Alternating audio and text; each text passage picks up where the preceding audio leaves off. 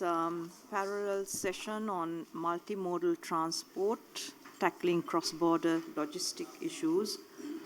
And I'll be the first to admit that this is a subject that is completely of a mystery to me, not one that I worked on.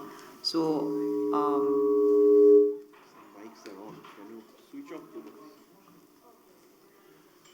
the mic on the right? The last one.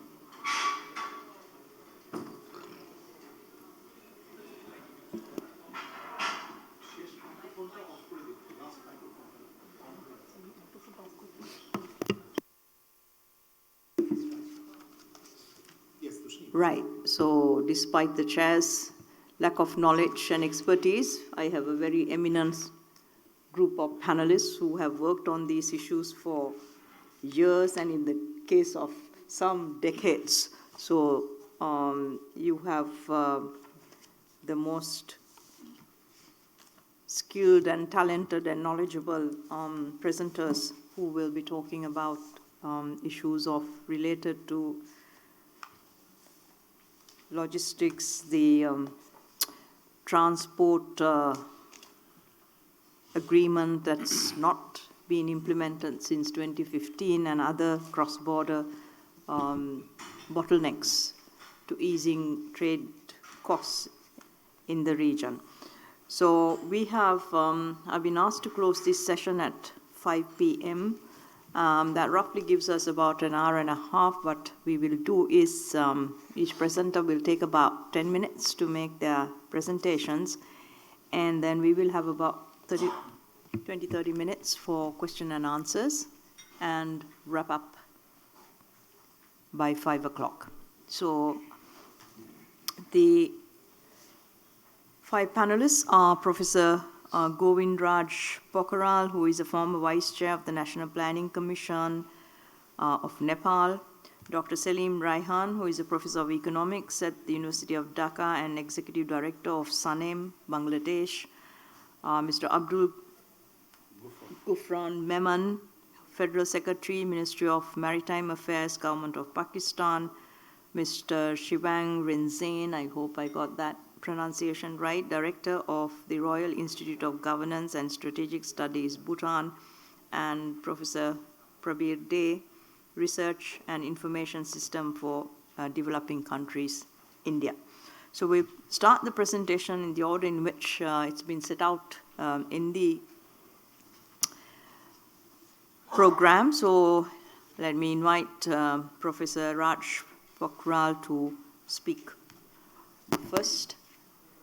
10 minutes.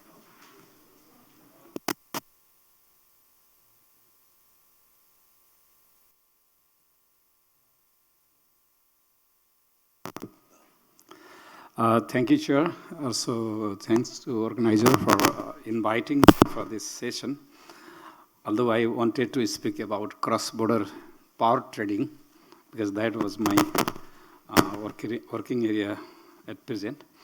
But I will share my experiences. Actually, I was in Planning Commission, and I know how, especially political rather than technical challenges are there to enhance connectivity or to promote this multimodal transport system in this region. Because we know that in 21st century, when we have gone through textbook, the movement of people, movement of goods, movement of money, and movement of knowledge is required to achieve the prosperity target of any nation and society. And that means we need, at least for the movement of people and movement of goods, we need some hardware part. That is infrastructure, whether it's a road or railways or river ways or even air traffic or airlines. But for the money and ideas, we need software, or sort of like policies, institutions, that are also part of the multimodal knowledge transport and money transport network. Although to enhance the efficiency of those hardware part, we also need some sort of software part.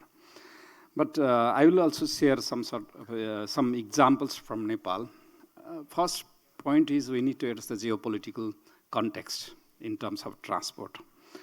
When I was in Planning Commission, we wanted to develop a fast track connecting Indian highways and our capital city of Kathmandu. But we faced a lot of hassles because we could have saved around 40 liters of diesel in each trucks from border city Brigans to Kathmandu. But as we could not convince our parliamentarian, our heuristic system, our politicians and general public, it was subjected to the debate for very long. And finally, court cancelled that. Now we are struggling to have a better connectivity, which could have reduced per unit cost of transport drastically. That it is being implemented for last almost 8 years, but they have finished only 25%. We could not mobilize also our policy, we call it public-private partnership. That was devised, and that was the first project that we wanted to bring Indian developer to develop that project. It's because of geopolitical things. Second, we wanted to receive some money through Belt and Road Initiative from China. That is also subjected to lots of debate and controversies. So recently our government decided not to receive any sort of loan under BRI except grant. So those projects connected to the northern border are also being now delayed at least. And third one is, everybody know it, the Millennium Challenge Corporation, which are purely financial aid connected to Indian electricity grid to Nepali power market. And also lots of raw material required for cement industries. That area to the border city of India. And the MCC is going to help that one. And it took almost a year to finalize this project. It's lots of political debate, political parties in parliament, general public, media, everyone is divided. So everybody knows what is behind this. Although one was purely grant, one was conditional loan, whether you want to take it or not. That's why the development of this multimodal transport system in cross-border, first we need to address geopolitical situation, which also, and also develop domestic narrative regarding those big infrastructure projects. And the second is like lack of infrastructure and connectivity. I cannot fly directly to Maldives. My friend from Pakistan, he cannot fly directly to Kathmandu, Dhaka, or Paro. So at least for multimodal transport cross-border, we need also some sort of infrastructure. And also aligning planning. We have built two international airports in Nepal. One, Lumbini, where near the birthplace of Gautam Buddha. One is in Pokhara, which is a very good near Mount Annapurna. And both of them are not financially functioning. Technically, they are functioning, but we didn't align with Indian plan because the Indians are also developing their airports in the border area. So despite investing lots of resources, taking loan from multilateral or bilateral, we try to connect these airports with Sri Lanka, Myanmar, so that lots of Buddhist tourists will come directly to Nepal. But I think not a single international flight is going in Lumbini. And similar to Pokhara, because it was loan from China. So we didn't realize other countries will not fly in those airports which are built by Chinese money. So whenever we plan, we need to also align with neighboring countries' political as well as their infrastructural strategy. Otherwise, you will land into this while you have an honest objective, sincere objective to promote cross-border connectivity, but then you will have this situation. That is one that we are facing in Nepal. although our Trivandrum International Airport is fully booked, just half minute more, because now we have traffic jam in Kathmandu. You fly from Dhaka or Delhi, sometime you have to go around for 1 hour before you get chance to land there. And last one, I have many points, but no time there. So there are many rooms to enhance this multimodal transport system, mainly lack of governance. Because we need to enhance the governance in our border areas, whether it's a rule of law, institutional effectiveness, because you need so many papers which are actually not required in international norms. Accountability is not there. And there are many quarantine issues and so on. So the governance part in this multimodal transport system is also very important if you want to utilize them, reduce the unit cost of production or transport, and because it's a very complex, our system is very lethargic to efficiency and lethargic to accept the change.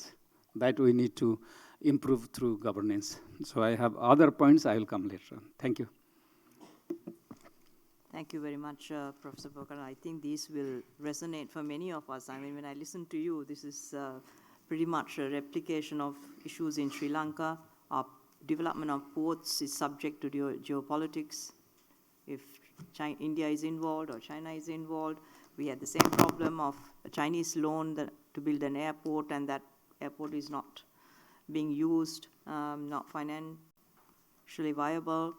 We had the MCC grant offer and so much opposition that we dropped it. We didn't even take it. So I'm sure it's not just Nepal and Sri Lanka, but other countries as well.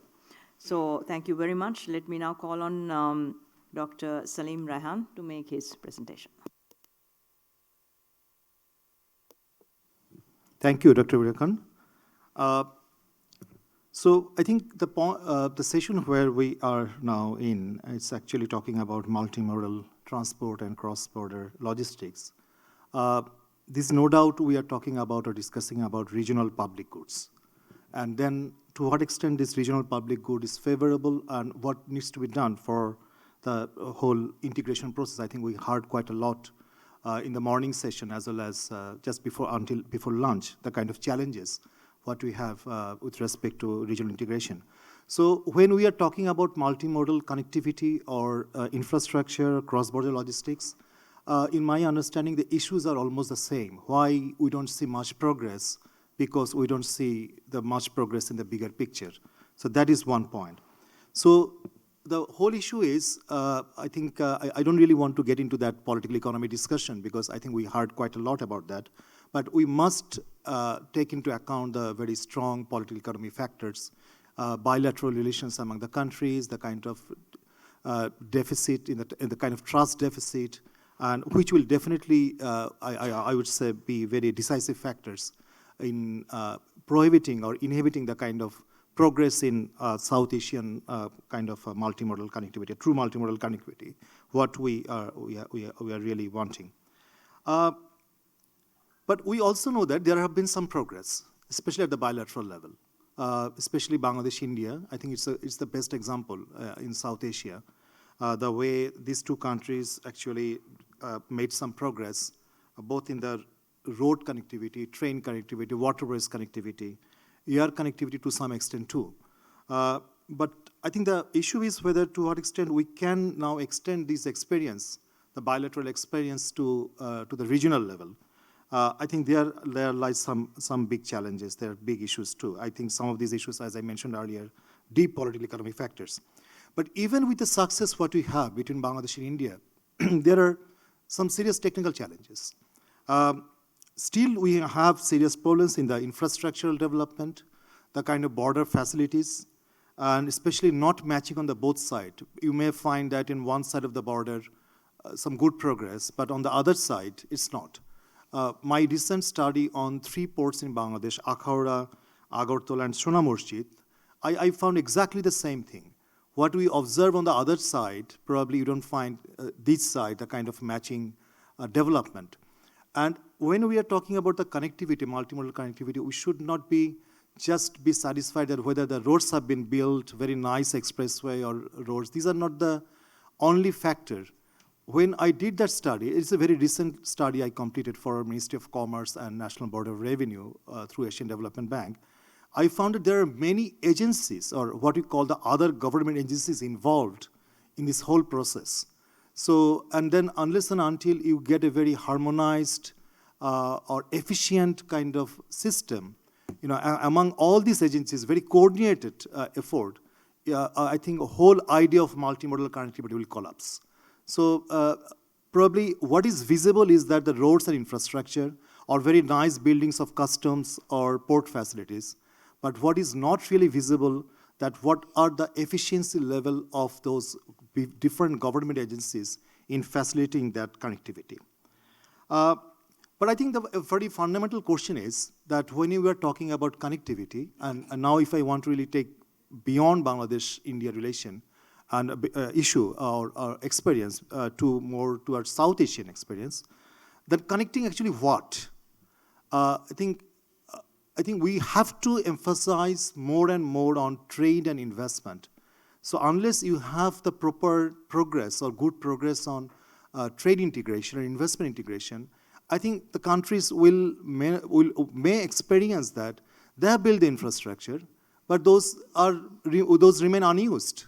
And some of those things what Dushni has actually mentioned, that I know probably there's a not very good example of that airport which was built, but there are probably at small scales there are some similar examples too, that probably have built some infrastructure, but it has not been properly used by the both sides. So I think we need to be really emphasize on the need for trade and investment integration more and more in South Asia. Otherwise, many of the efforts of building this multimodal connectivity will not really get the right kind of emphasis. One very challenging factor, what I think Dushni really, she hinted that, how do you finance this multimodal connectivity?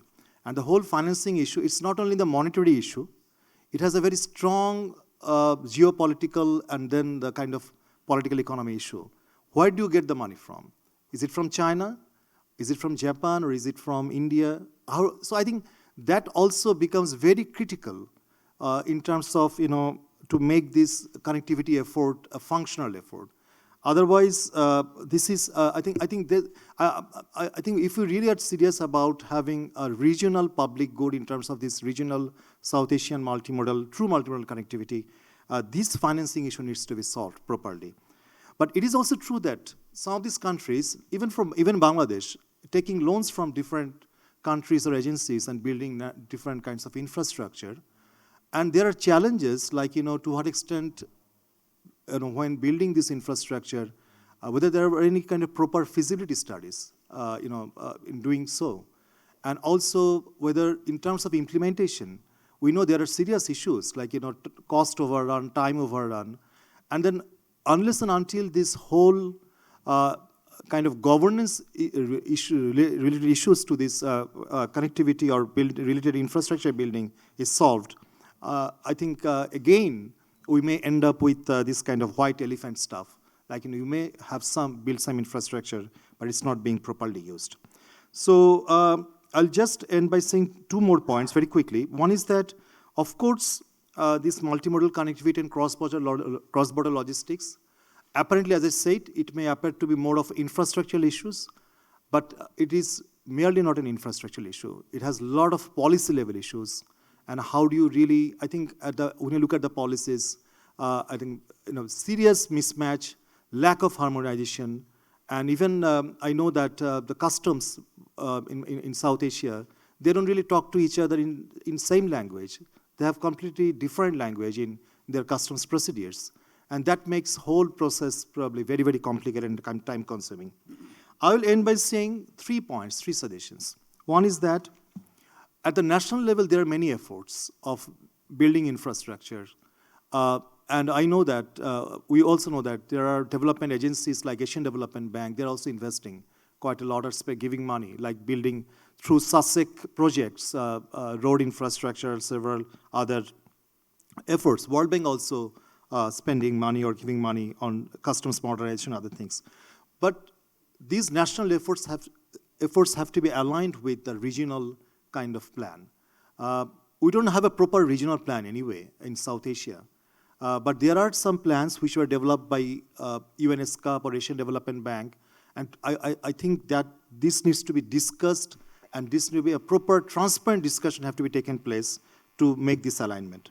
My second point is that when you were talking about this connectivity, this has to be linked to a proper economic corridor. Yes.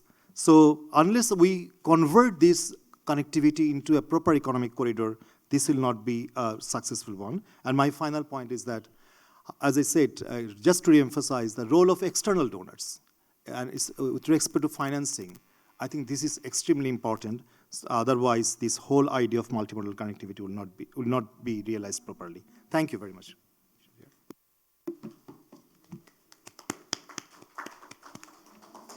Thank you, Salim. I think you raised some very important points. Some of the positives also that we see in connectivity and Bangladesh, India as the example.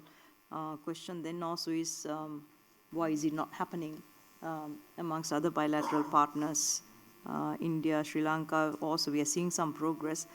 But coming back to the issue of financing, I think that's something that really is there are so many lessons to be learned. I mean, Sri Lanka is a good example of a country that took loans from China to build infrastructure, and now we have a debt restructuring process. China's argument being that these are public infrastructure that they have, it's a public good. Though China has lent and built infrastructure, any exporter can use it, including foreign investors who have come into Sri Lanka. And that their debt restructuring should therefore not be treated on the same terms as other creditors who have, not put money into developing infrastructure. So I think a lot of complexities involved in financing for infrastructure in the future, and countries that have gone through crises like ours will be much more cautious from given lessons learned. So third presentation by Mr. Abdul Gufran Menon from Pakistan. Thank you so much. While listening to speakers, I thought all my points have already been raised in this. But I'll also share my experience since I've been working since till last week as a Secretary Maritime. Now I've reported to Establishment Division. I don't know where I'm going to be posted now. But whatever experience I have gathered and the discussion this morning, how best we can get out of it. Like political issue is there, that is there. So we have to live with it or we have to address it. That will take its own course. But on that basis, we cannot leave other sectors unattended. So we can address, as I was saying in the preliminary session, that you have yellow, green, and red kind of things. So find out what are the green areas. For example, we have a lot of issues with both the bordering countries, India and Afghanistan.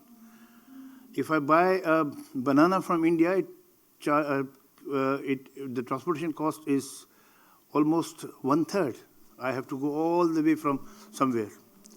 So to address those political issues, I could not just leave it like that. So we tried our level best to get some alternates. Like we went to China, the OBOR, One Belt, One Road initiative, Belt Road Initiative thing. So we started with China-Pakistan Economic Corridor, and we almost $35 to $40 billion have already been spent on it. And that is an economic corridor. It's not just a road. Like coming from one end on the west side is Gwadar, which is the Arabian Sea, and then on the other side is the western part of Pakistan and eastern part of China, the road connectivity. But we also have issues. There's a lack of ownership because there's a political heterogeneity in our country. We have different provinces, and there is equitable and inequitable distribution of resources issues. So we have tackled it politically within the country as well. It's not only outside. So first, my suggestion for all of the friends would be tackle your own issues first, interconnectivity within the country. If India has problems, if Pakistan has problems, internal issue, try to resolve it. Try to get some benefits out of other countries outside SARC, this SARC region. We have another issue was the connectivity itself. There was, because of the law and order situation, there was one portion we could not make it for almost 3 years. We had to wait. So we addressed that issue. Now the connectivity is there.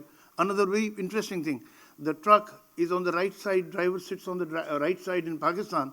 The moment it crosses the border, it's a left-hand drive. So how to address, it's a very small issues.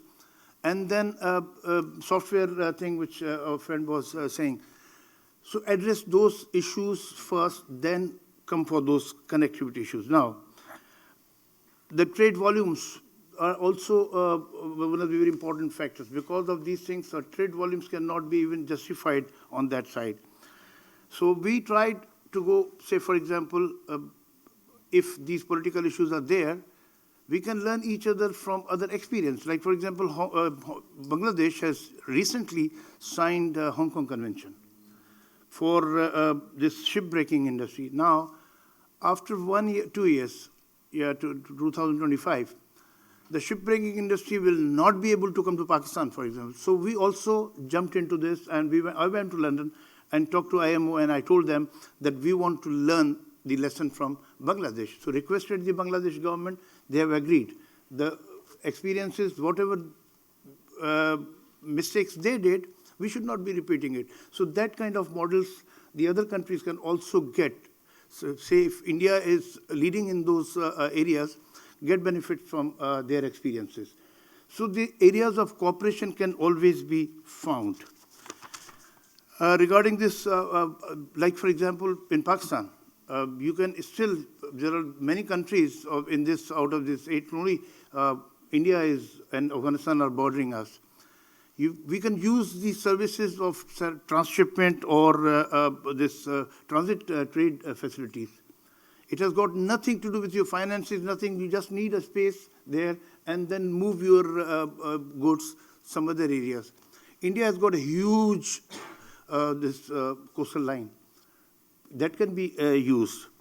Also, the container terminals, the businesses of container terminals on the private sector also, like we have also gone now in Pakistan with two port container terminals in United Arab Emirates. We have given them long-term concessions, 25 years.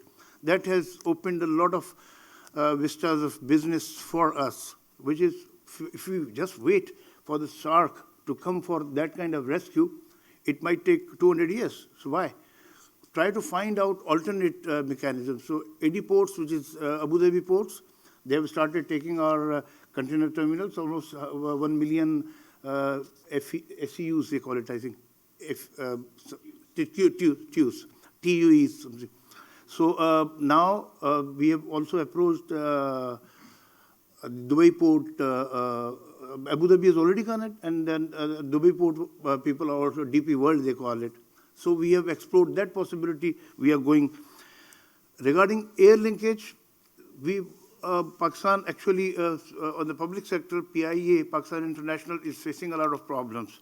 So now what we have done, that the private sector airlines, they are also having code sharing with some other airlines. So you can also find out maybe Nepal doing with India, India doing with Afghanistan. There can be many where the politically you manage, go ahead with it. We have done it with Arab airline and Fly Jannah, we call it. So it's a co-sharing between two these things. So co-sharing transportation mode will also facilitate you. In the railway, we have some issues going with India. We are trying to resolve it, but because there's no railway in between in Afghanistan, now we want to connect Pakistan with Central Asian states. So we are working on it. So your countries also can find out where exactly the areas of cooperation can be. And don't leave it on the government. Let the private sector do it. And least intervention of the government, least rules and regulations. If, for example, there are areas where you don't need the government interventions, one should go ahead with, one should not even think of it, whether it's a part of SARC or it's not a part of SARC. And why not, you can also try to find out Belt and Road Initiative kind of partners. It can be China, if politically, if you can afford it, go ahead with it. There is absolutely no problem if you are in the one block or the other block.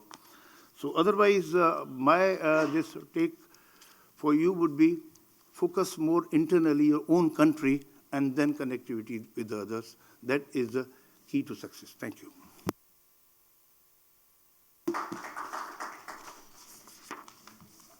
Thank you very much, Mr. Gufran Menon. I think you, even in the earlier session, you were very sort of clear. There are things that we can do and things that we can't do, but pick what you can do and get on with it. And I think that is very sound advice.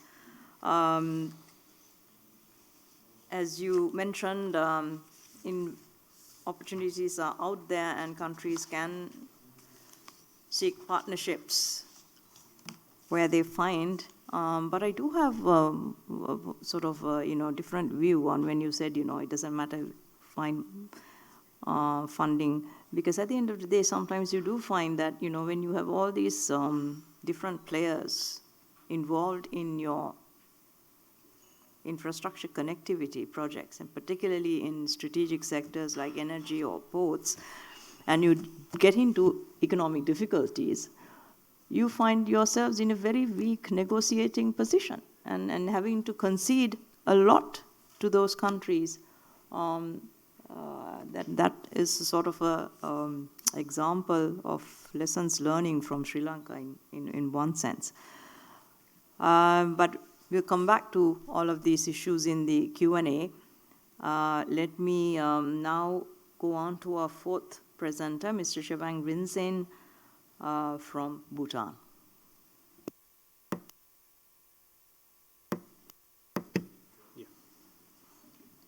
Thank you, Chair. While I'm not an expert really on this subject, but I acknowledge that especially for landlocked, least developed countries like Bhutan, it's a very important subject. I was looking at a very comprehensive report done by the SARC Secretariat in 2006. It is called the SARC Regional Multimodal Transport Study. And actually, the report comprehensively highlights all the challenges as well as the opportunities when it comes to multimodal transport or connectivity in the region. I just wonder whether any stock taking of that study or that report has ever been done to really assess how much have we achieved or not. I do not intend to dwell much on the political aspect of things. As our colleague mentioned, it will take its own time and we will have to live with it for several reasons. I mean, we all know that it has been a very painfully slow process all the while. In fact, I was reading one article in South Asia Monitor, and it's very discouraging. It says, founded in 1985, even after 30 years, SARC has nothing to show to claim that it has achieved even a fraction of its objectives. So we do recognize that it has all the way been a very, very painfully slow process.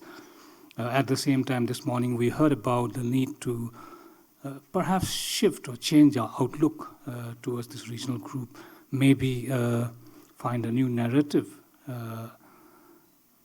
with which we can hand it over really to the future generations to take SARC forward. But coming to the subject at hand, maybe I will try and attempt to bring another aspect or another player in this whole connectivity-related issues, and that is the entire machinery of the governments, especially the bureaucracy, for example. While political action, inaction, decision, indecision is a different ballgame altogether, I think perhaps we have even failed to leverage on opportunities that already exist. And three things come to mind. First one is capacity. I mean, infrastructure, having infrastructure is one thing, but leveraging fully, having the capacity, the human resource, the technical expertise or the know-how on how these infrastructure can be leveraged, or how people across borders work together. And then there's the whole issue of capacity building and finance, as we discussed.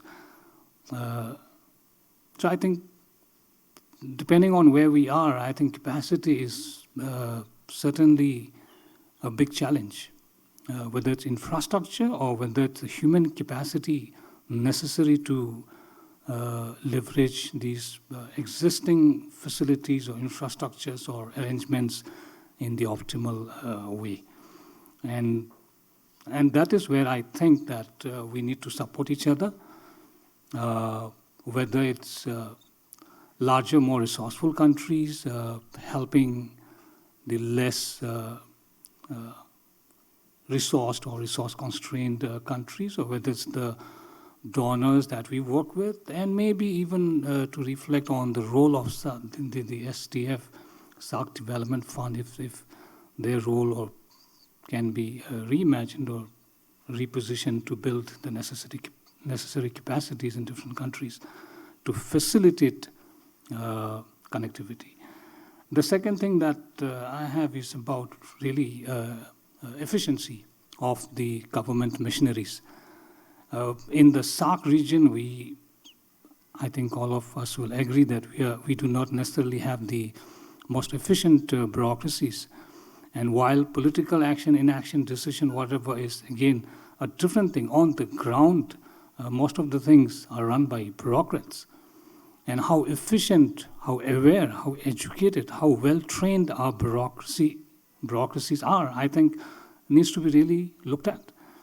This morning we have heard about implementation challenges. Implementation on the ground, where things really happen or don't happen, lies mostly in the hands of bureaucrats.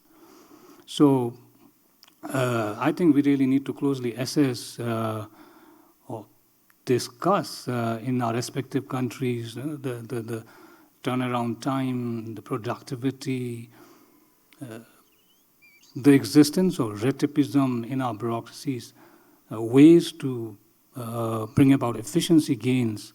How can we leverage technology to make processes faster?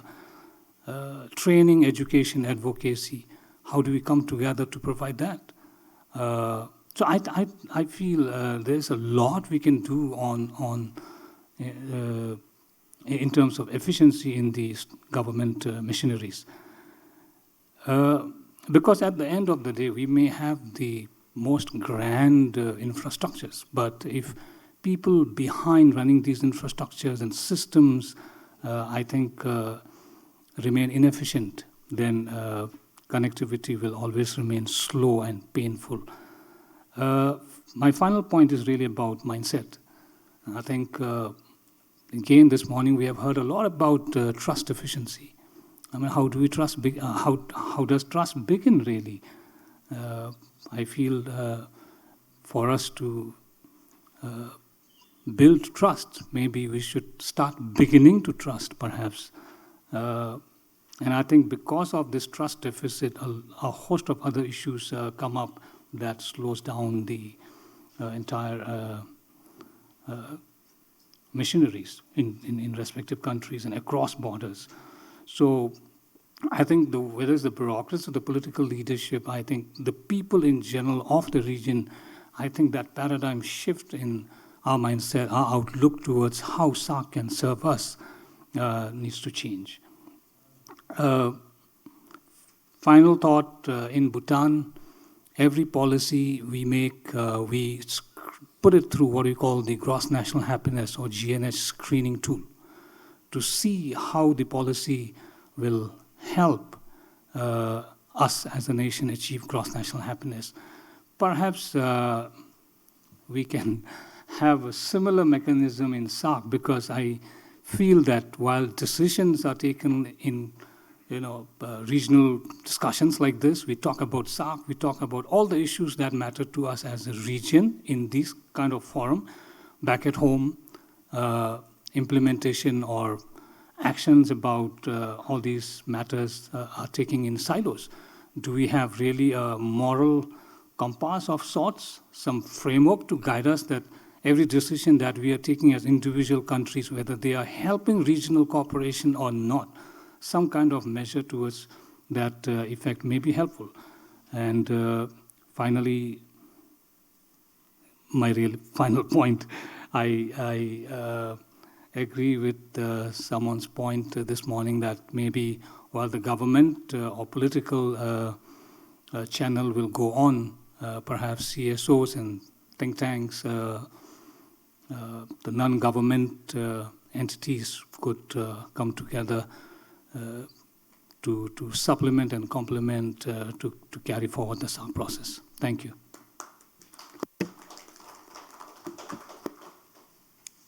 Thank you very much, Mr. Ensign. I think you pointed to some of the gaps in government machinery, capacity, efficiency, mindset, and that we need to fix these as well if we are to improve on the returns on the infrastructure and efficiency with which these policies are implemented. And finally, also to be mindful of developing some kind of a framework through which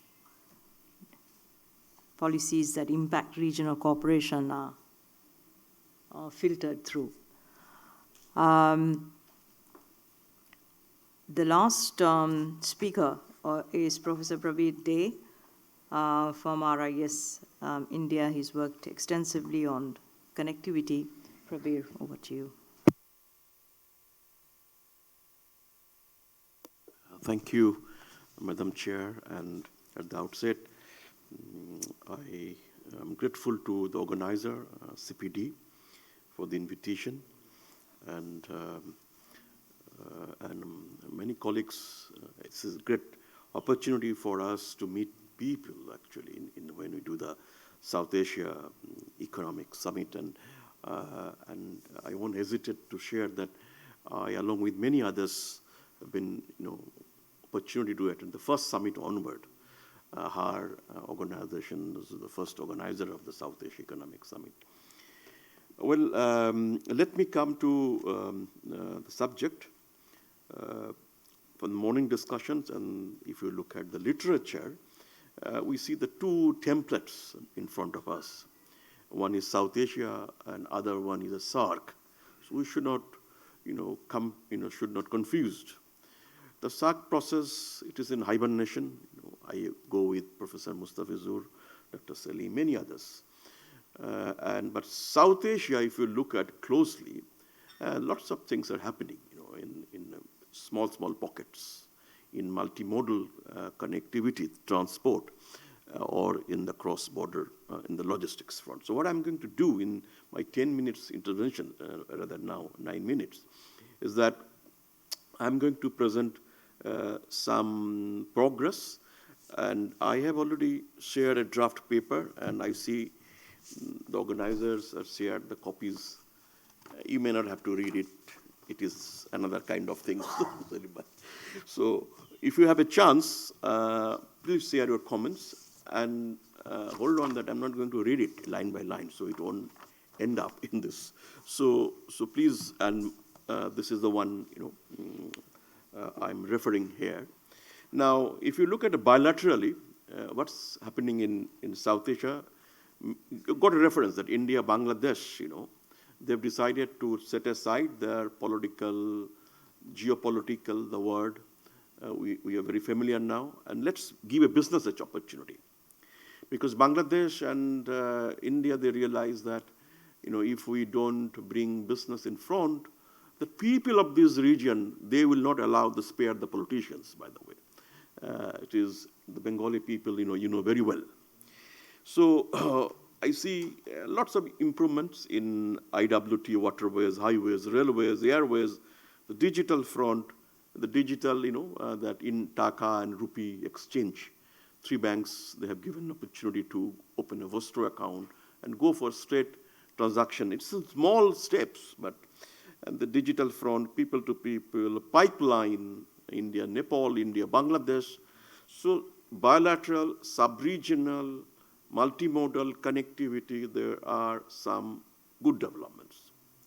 Now, this is India, Bangladesh, India, Nepal, India, Bhutan, and I don't, in the paper I have so many footnotes, so I'm not going to credit that I know that information, I know another information, and I don't know what to do with it. So what I'm going to now add here, there are also development happening in the sub-regional context, going 2+1 mode, BBN, BIN, etc., etc. Also in Sri Lanka, Maldives, in India, another sub-region, Pakistan, Afghanistan, Central Asia. So when the regional or multilateral initiatives are not making a progress, the small bilateral, sub-regional, those things, they come. And now another contradiction is that if you allow them to, expand, that may not strengthen your multilateral process. But another narrative that you allow them so that your multilateral process also gets strengthened. So we are seeing perhaps this phase, the sub-regional, bilateral, those are doing pretty well. Now, if you come to this part of the world, and I see, the cross-border gateways. From Dhaka, it takes 3 hours to the eastern side. There's a place called Sabrum in Tripura, and Agartala.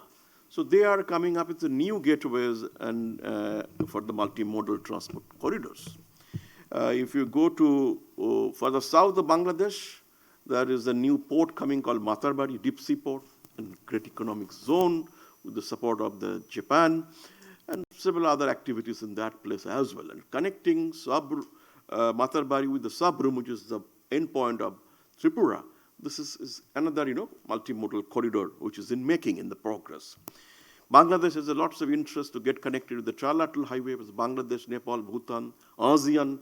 They're looking the market. So also Pakistan, so they need to be connected multilateral, multimodal transport corridors. So there is, I think, some possibilities. Coastal shipping, India, Bangladesh, there is a great example of India, Bangladesh coastal shipping that they have decided they are not put any restrictions. Even Bangladesh, according to my stopwatch, I still have 5 minutes to go. Bangladesh, exporters can use any ports in India for their global exports and imports. There is an example of airways. Bangladesh companies can use Delhi airport for their global trade, no restrictions. So lots of this kind of, deeper integrations are happening day by day. The last examples is a cruise liner, which is presently the greatest cruise line, which is on the way from Dhaka all the way to Kolkata to Benares. This isn't here. So small things, this is the time when SAARC is in hibernation and South Asia is functioning, so we can give an example. Now come to, before I conclude, I have some, I would rather say that what the challenges now. If we put it in the challenges in 3 categories, for the sake of the discussion, one is the global level, the war, Israel's aggression to Palestine or Russia's aggression to Ukraine, protectionism, so all those things, are really, really disturbing. These will actually attract us to go there and mind will be diverted. There are maritime choke points. Bangladesh, Indian, Nepal's, Pakistan's, all the global exports to imports are 2 routes, which is Panama Canal and Suez Canals, these 2. And please Google it, Because of siltations, because of restrictions, they cannot actually handle the bigger vessels to go, for which the companies here they are going to pay more money for it. So supply chain resilience and all those are coming up as very much as a part of it. So maybe in the proceedings, could be added. Other challenge is the election. India, Bangladesh, Bhutan, they are facing elections next year. And of course, there are other economic issues which are having an impact on the regional integration from the multimodal connectivity. Is that if you allow private sector to build the projects, but India in particular doesn't allow FDI to move flow. And I have no hesitation to tell it that India doesn't allow foreign direct investments coming in the neighborhood in India. So if FDI is not allowed, how do you expect, Bexim company here or ITC company in India or Adani, for example, in India, they are going to build the ports and multimodal corridors, so for which this is required. Way forward is that I don't see much think tank interactions, by the way. This is the only one. We get an opportunity to come and go. Not much is happening. Think tanks in India particularly focus has moved from regional cooperation integration to some different, subjects, which is very, very, I don't want to go in detail. So think tank interactions more are very much required. And in the paper, I have concluded that, if you, in this time, if you put up a sustainable post-pandemic agenda in the multimodal transport, cross-border logistics, three foundations that need to promote, like sustainable transport, GVC participation, regional connectivity, financing, cooperations, and the countries like Japan, for their involvement and best practices. And if we are redrawing or reshaping our vision, we need to have an action plan as well. Otherwise, it will be a discussion talk shop. That's also I have highlighted here, the small step that the gentleman, the honorable minister, which he has suggested, that companies are there. So I have also highlighted, which is doable, for which you may not need huge and heavy government interventions. And the paper that I have highlighted. So I stop here, Madam Chair, and thank you very much. Thank you, Prabir. That's an extract of all the work that you've done, I think. And I think a very valid point that you made, that we should not confuse SAARC with South Asia, because progress is happening at bilateral level and at sub-regional level.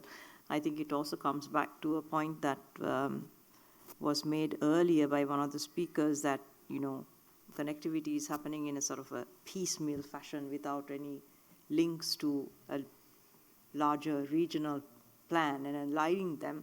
So whether these bilateral and sub-regional initiatives complicate matters further or not is something that we can take up in the Q&A session.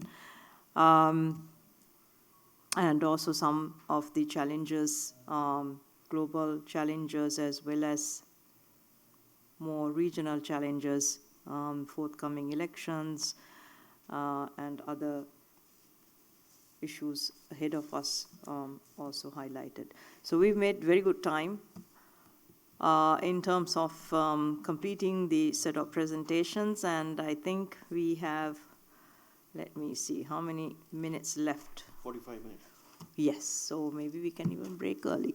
I'm not going to open it up for Q&A, and yes, just put up your hands. We'll take about 5 questions, come back to the panel, and then come back. So the first 5 hands I see is one, I saw Professor Mustafi's.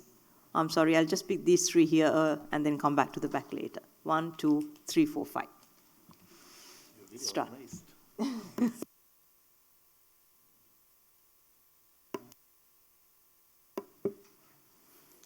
If you can quickly also just introduce yourself, since we have. Respected chair and panelist, this is Dr. Rajan Chandra Saha from a reputed private company, SAES Power Tech Limited. As introduction, we are the leading container terminal of part of Chattogram Port. We are managing more than 60% of containers. Recently, we made one contract MOU with Kolkata Port to support the logistics transit and transshipment facilities from mainland India to Northeast India. So to follow this contract, we were trying to develop a framework to provide full logistics solution to Indian part, both-sided, export and import. By following this framework that we researched already, we would like to start another framework for our SAARC region. That is, from exporting or importing jute or cotton from Afghanistan, Pakistan, we need to send the cargo to Jebel Ali, Dubai, and again come to the Colombo, Singapore, and then Chittagong port. So it takes 45 to 60 days. So we would like to start another liner shipping from Chittagong port to Karachi for completing these tasks. But it's under the framework of region SAARC, and we would like to touch Indian ports, Chennai, Mumbai, and also Colombo. So it will take a good connectivity among the SAARC countries, and we are seeking the cooperation from especially from Pakistan, Karachi, who is the main sender of cotton and also importing the jutes. So reducing the cost, time, and also the damage factor. We would like to get a good cooperation from the SAARC authority. From this forum, I am requesting to Pakistan to allow us to make one terminal operation in Karachi and allow us to deploy 2 vessels. That will increase the regional connectivity. I just giving one best practice that we conducted research. Thank you very much. Thank you. I assume there was no question there. He was just commenting on something. Okay, we'll come back to that. Mr. Vase, yours. Thank you, Chair, for this opportunity. Just one observation, one comment, and one question. My observation is that all the panelists have mentioned about how to transform the transport corridors into economic corridors. I think that is the issue. We are investing a lot, but all these will have to return, in terms of internal rate of returns, IRR, financial rate of returns, and economic rate of returns. So otherwise, what you mentioned, the debt trap, so that's one observation that I wanted to make. So that's very important to keep in mind. My comment is that, you see, I think the panelists have also mentioned, we will have to look at the trade facilitation and logistics at the border. But at the same time, I think behind the border issues are very important. When I was a member of the Transit Transport Connectivity Committee with India, which the Bangladesh government set up in 2011, one of the issues that came up, for example, very practical issues. For example, why the SAARC MVA didn't materialize. One of the reasons was that if there is an accident of a Pakistani truck in India, then what will be the legal aspect of resolving the issue? Will there be harassment so that countries are cautious, or vice versa? So these type of behind the border issues, coordination, or when we were working on the transit and connectivity committee, one issue came up. For example, there is a truck coming from India, coming to Bangladesh and going to the northeast. So they need fuel. They will have to buy fuel in Bangladesh. In Bangladesh, fuel is highly subsidized, you see. So the question came, why would we give subsidized fuel to another, a vehicle coming from another country? How do we, take care of that? Not that we will not sell, but that, what mechanism in order to, get the subsidy. So these are the behind the, border issues, the sort of coordination that we require. It's just not at the border you have single window, you have green channels, you have, interoperability of the systems, but also behind the border issues which are becoming very important. My question was to our friend from Nepal. Now, you mentioned that you will not build any, China-supported infrastructure if it is not given as a grant. So did you receive any of that type of grant, you know? So that was my question. Thank you.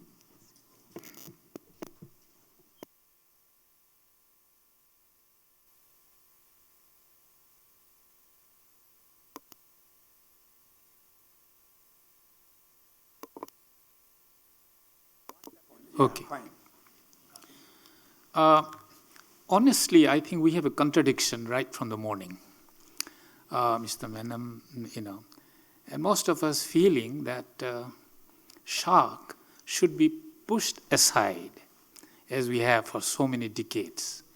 Do we really think that the coordination failures of not having a body like ASEAN or EU, if you do not have a coordinating, you know, body, howsoever, you know, problematic that may be, we will always have the problem of what Mr. Salim has said about. Are we building these multimodal corridors without thinking of what we are going to tread on that? That's what you have raised. Has ever a study been made of the type of corridors, Kaladan multimodal project, you know? We don't know what's happening on the other side of the border, as you are concerned about. Bangladesh is bordered, but India and Agartala, they are not bordered. All right? So these are coordination failures which must remind us of the need for SAARC. Okay, in the short run, we want to be pragmatic, but we need coordination. That is one. Without coordination, you will have Kaladan multimodal projects. You will have beautiful four-lane roads made in the northeast without trade taking place. You will have ICPs at Moreh, you know, this Myanmar border, Jakarta, that border. This will continue because we don't have a vision of why we need these economic corridors and how are we going to make these functional. That is one. Every nation will do that. Another thing about India and China. Let us be honest about how we in South Asia, address these two powers. Okay? You can do business with both of them.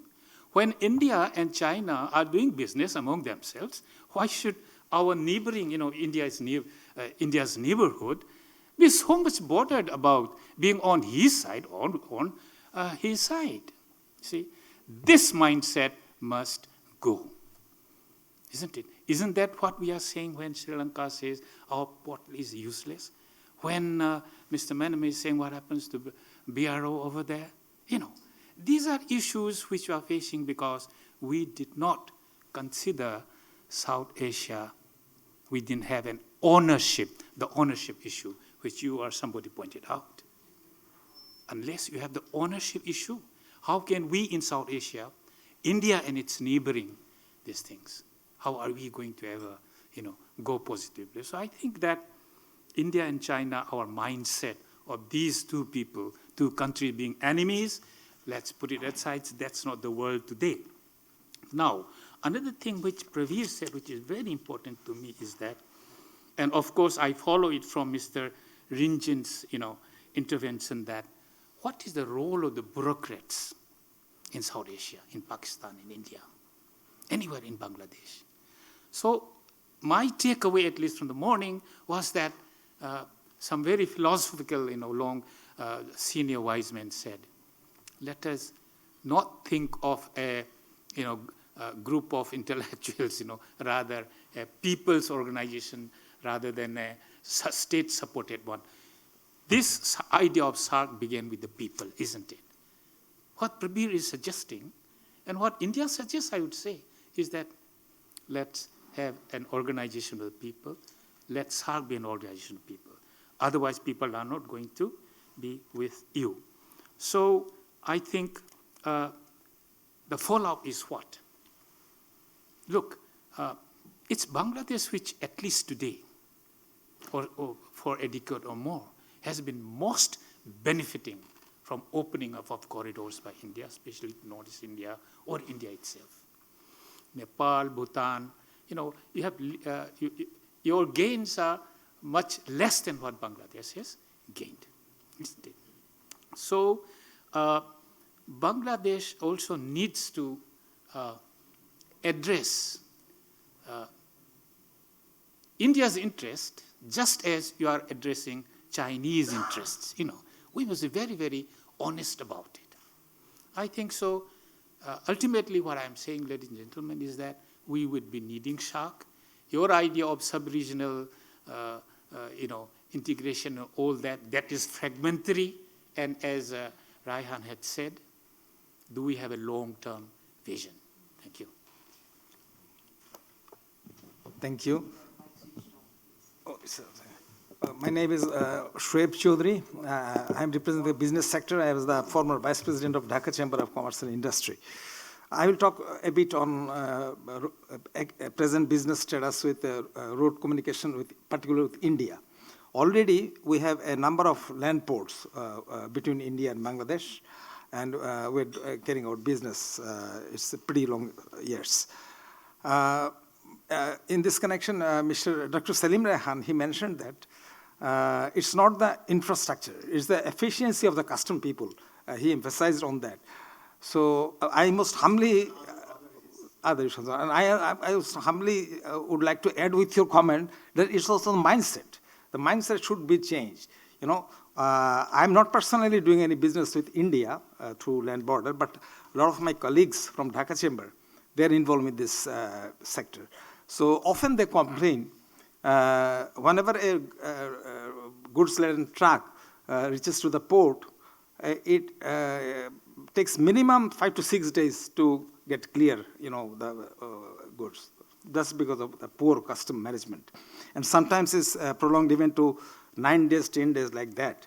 So each day counts money, because one truck involves minimum 3 people there, and overstay is enhancing their cost of doing business with that.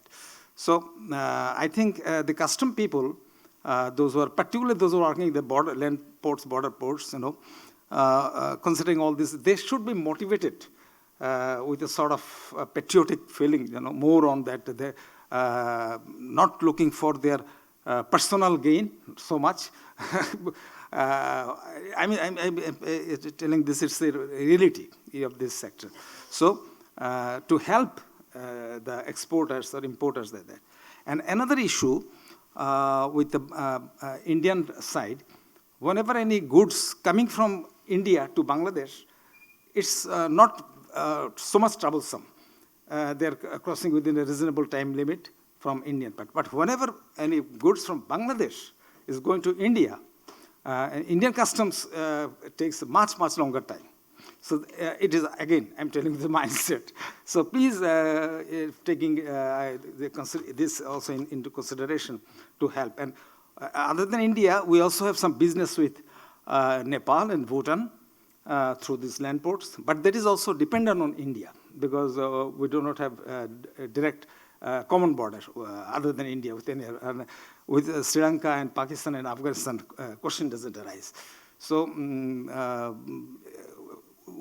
since India is our big neighbor, and all of us other countries are dependent on India to some extent, so India should come up with a broader sense of it. That is my appeal through this forum and that. And Dr. Gofran, Mr. Gofran, he mentioned that we should utilize our common rivers for this year. I fully agree that we have a lot of rivers, not only in Bangladesh, India, and other parts also. So whatever we have to utilize it with a broader sense and broader mindset. Thank you so much. Thank you, Honorable Chair. My name is Israt Biju. I'm working in an international organization, XIV, as a senior program advisor.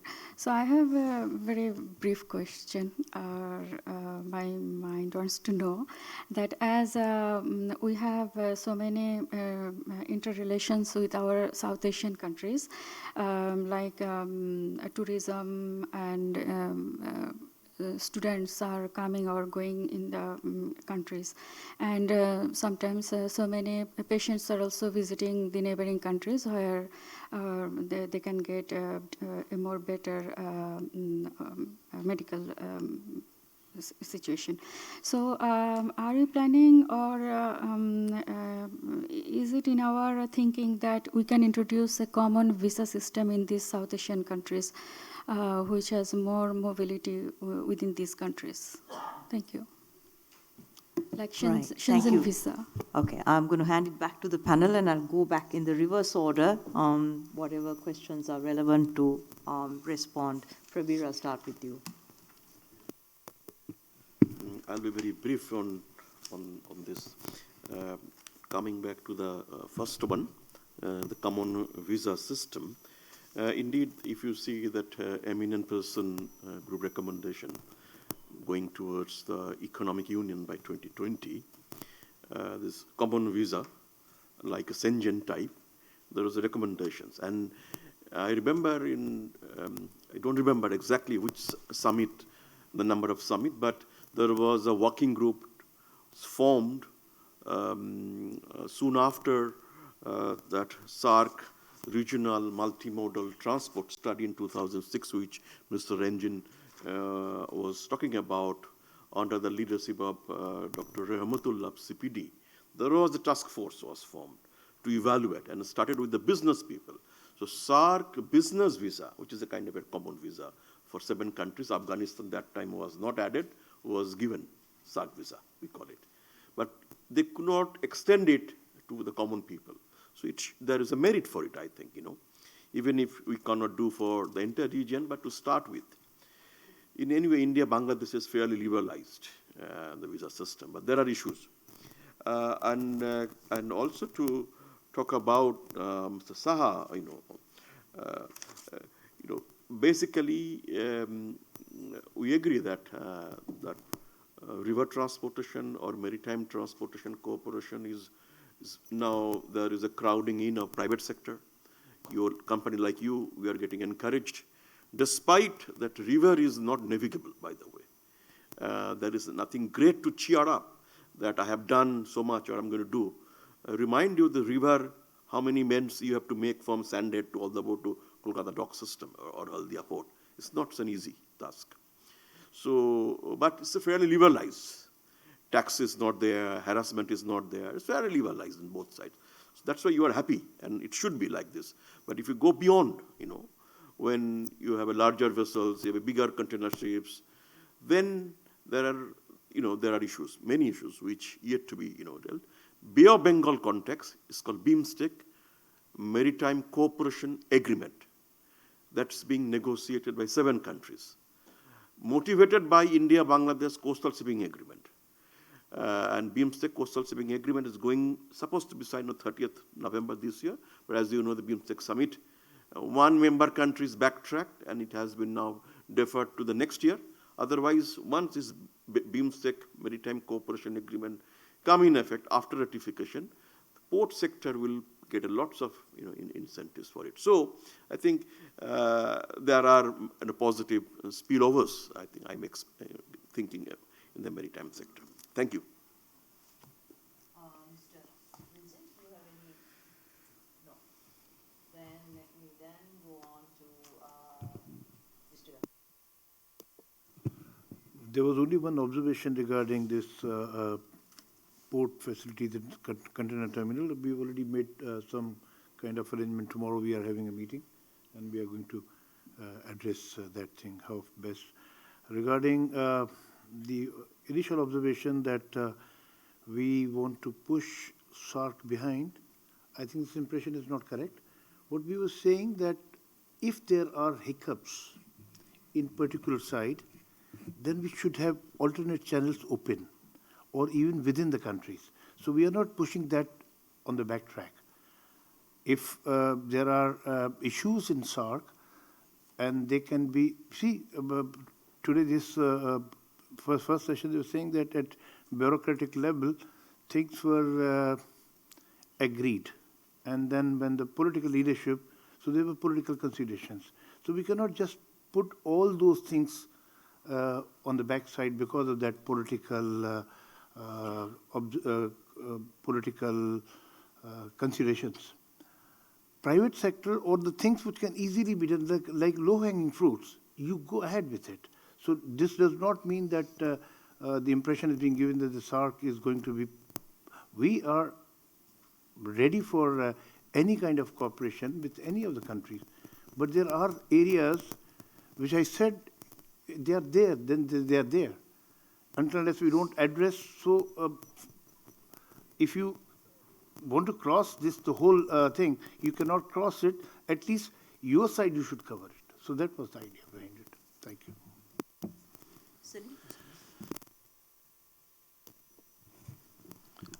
Just to, I think there was no question to me, just to emphasize one point about this financing, and also I think from Professor Mustafiz Rahman's clue, especially on getting the right kind of return of these different big projects, connectivity projects or infrastructural projects.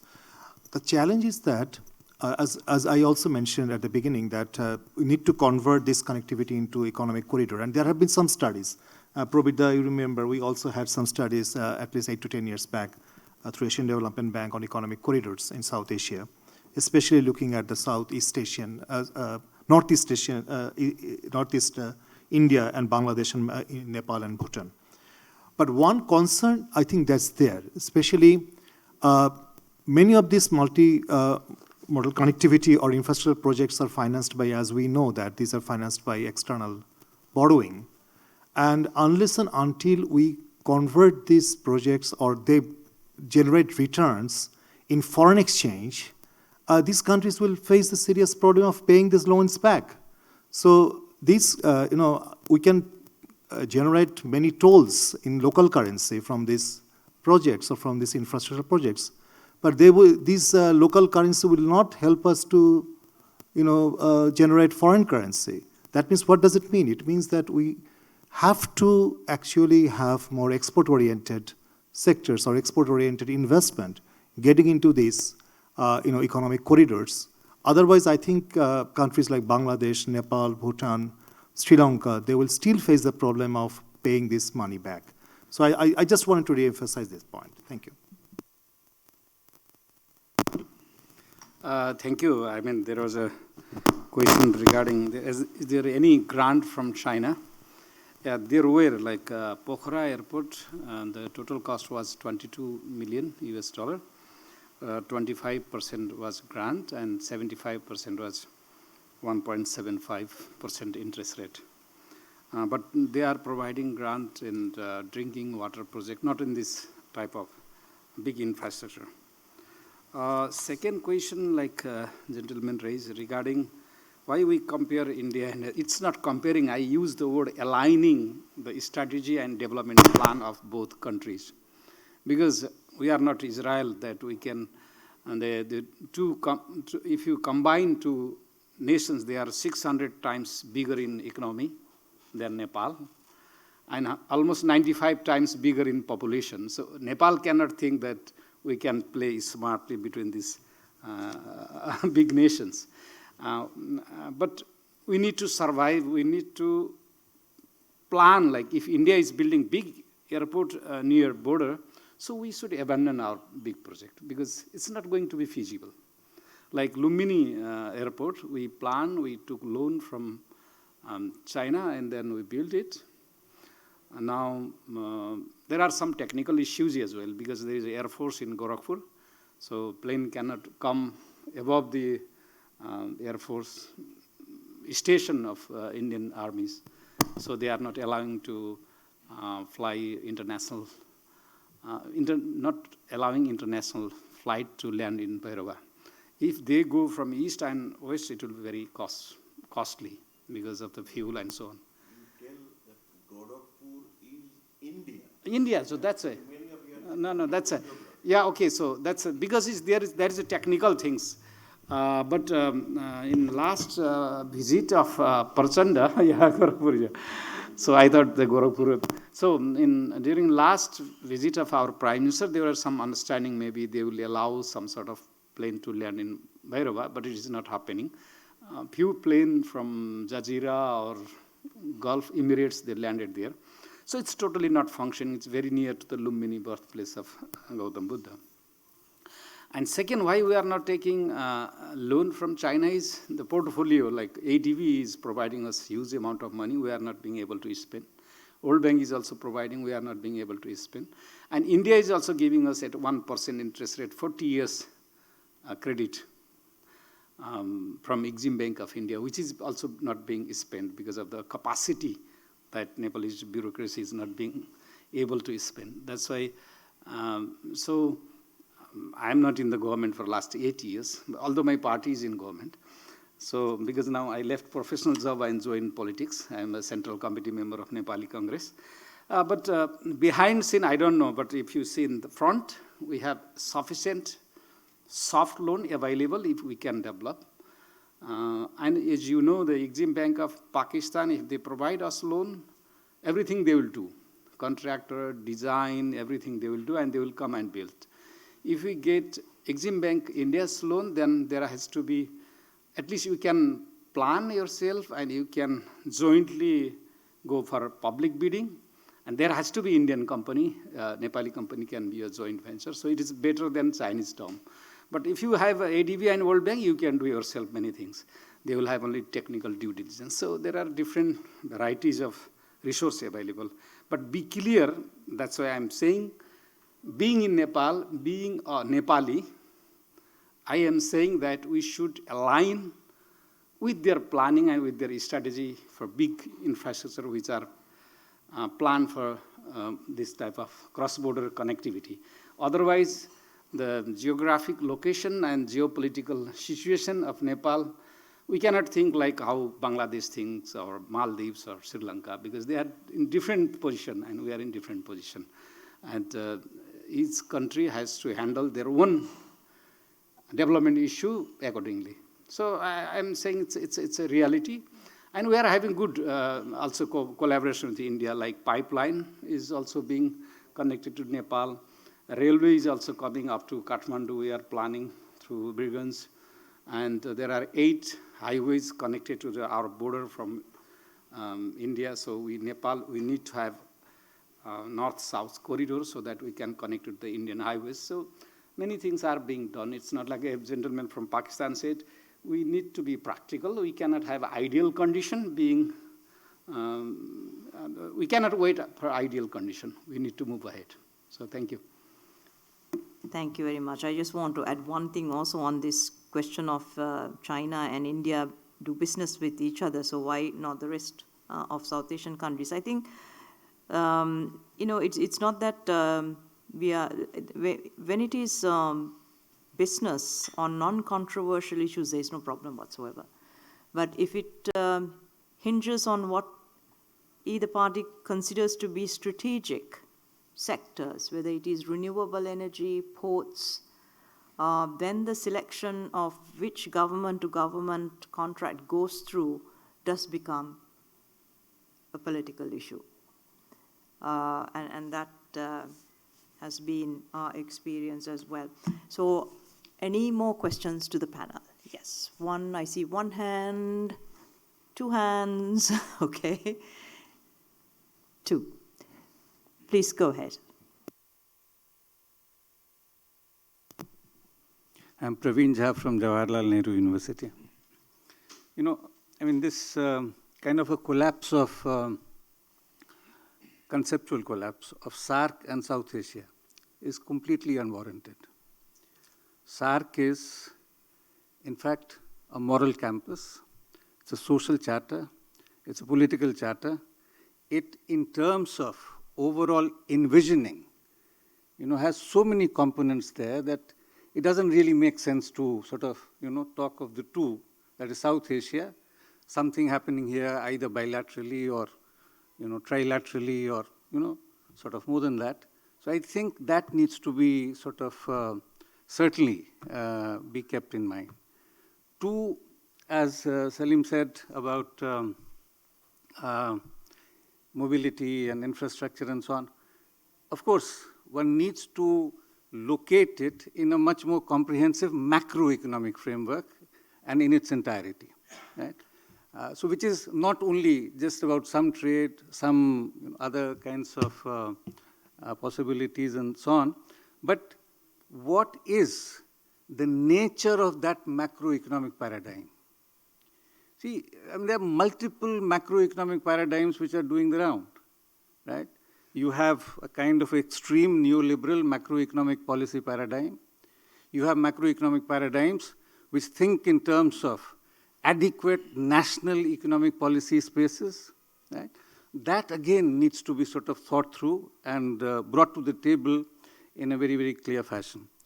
3, sort of thinking of, again, a simple-minded binary in terms of the private sector, the bureaucracy, and so on is not very helpful. Again, these have been of very different characters, kinds, at different junctures, even in our own countries. If you look at last 75 years or so, right?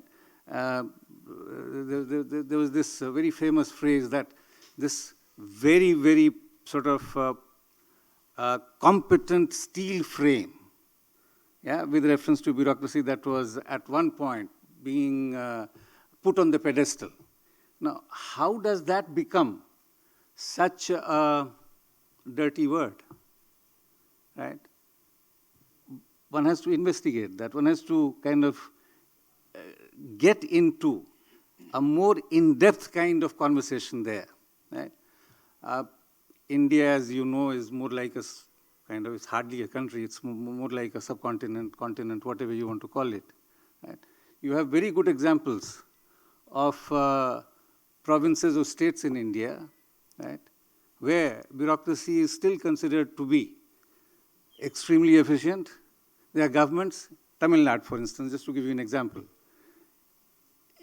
In general, people will tell you that Tamil Nadu is run by bureaucrats, not by politicians. It doesn't matter which party has come to power and which party has gone out of power and so on and so forth. But it possibly, yeah, and likewise, Orissa. Very recently, the gentleman who was the private secretary of the chief minister has decided to take retirement from bureaucracy, yeah, and is possibly being promoted as a kind of political number 2 in Orissa and so on. So what I'm trying to tell us is that there are multiple layers in all these, with respect to all these issues that we are talking about, in particular focusing about mobility, transport, and so on and so forth. And it would be good for us to sort of deepen the conversation and our understanding along those axes. Thank you. Thank you. And final question. This is Khondokar Sadmanwasi from Bangladesh University of Professionals. I have a really brief question to the chair. In my personal observations, I have seen that the South Asian states, they are more concerned of the global powers and the rising powers than they need to be. A previous speaker also noted out that the region as a whole might have an ownership problem. My question is that, does the South Asian region has an ownership problem? If yes, then why? Thank you. Right. Can I throw all the 2 questions back to the panel? Anyone who wants to? Not the ownership one. I leave ownership to Probit Dushni. So I think Professor Jha, what he mentioned, I fully agree with him, because it's more complicated than the very binary analysis. And we need to have a very comprehensive political economy understanding of this whole issue. In one of my articles I wrote a couple of years back, even if we don't go into very deeper political economy analysis, the way I look at South Asian countries and compared with the Southeast Asian, many of the things, what I see that in Southeast Asian countries, there was a kind of convergence of the domestic policies towards more, which actually helped to getting towards more regional integration. In South Asia, we see 8 countries probably walking to 8 different directions. You don't see that kind of convergence. So when the demand for integration should come in from internal, domestic, economic, and various other policies. And we don't see much of that in South Asia. So that's why probably that's one of the reasons. About bureaucracy, I think very, very excellent observation. I think in some cases, though Bangladesh is a small country, we don't compare with India, but we see also that the bigger picture, macro picture of bureaucracy maybe is distressing, is not really great.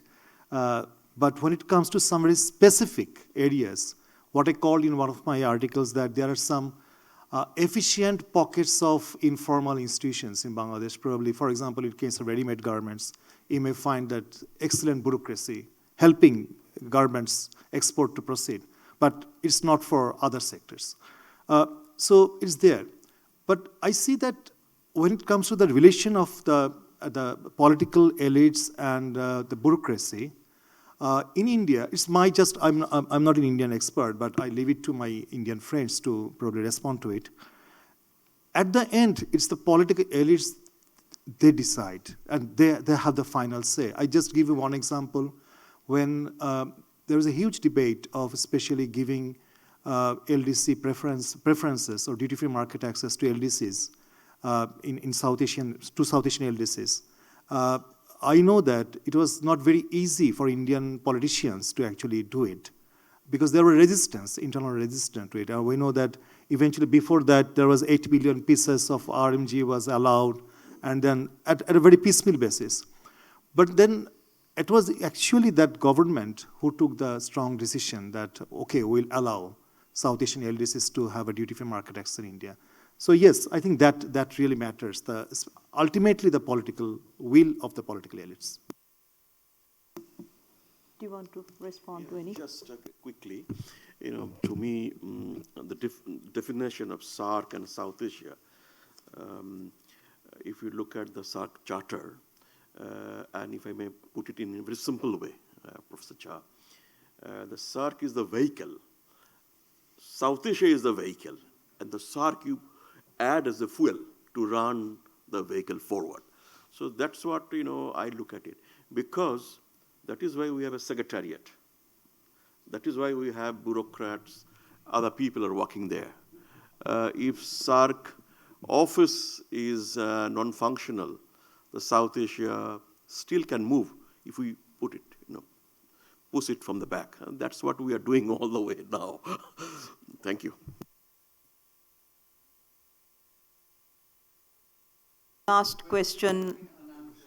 Yes, so ownership. That may be, Yes, so ownership depends how you look at it. I mean, we also never thought of ownership until we got into an economic crisis and then started to study how much we owe to whom in great detail. So I'm just trying to respond to your question from taking a Sri Lankan view on it.